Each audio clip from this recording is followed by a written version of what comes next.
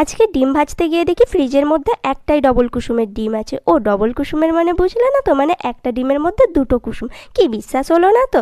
আচ্ছা তোমাদের ফাটিয়ে দেখাচ্ছি। আরে যা, ডিমটা আমি এত জোরে ঝাঁকিয়ে ফেলেছি যে কুসুম দুটো ফেটেই গেল। তো কি হয়েছে, তোমরা যদি দেখতে চাও তাহলে এই নিয়ে কিন্তু আমার চ্যানেলে আরেকটা ভিডিও আছে, তোমরা দেখে নিতে পারো। আর আজকে কিন্তু আমি এই ডিমের খোসাটাকে ফেলে দেবো না, আজকে আমি এই ডিমের খোসাটা দিয়েই ট্রাই করবো দারুণ একটা হ্যাক্স। তো তার জন্য ডিমের খোসাটাকে আমি প্রথমে ভালো করে ধুয়ে নিয়েছি, আর তারপর গাছ থেকে একটা রঙিন ফুল তুলে এর মধ্যে ভরে নিয়েছি, আর ভরে দিয়েছি জল, আর তারপর এটাকে ডিপ ফ্রিজে ভরে দিয়েছি। আর বিকেলবেলা এটাকে বার করে নিয়ে যেমনি খোসাটা ছাড়িয়েছি অমনি আমি তো অবাক, এটা এত সুন্দর লাগছে দেখতে কি বলবো।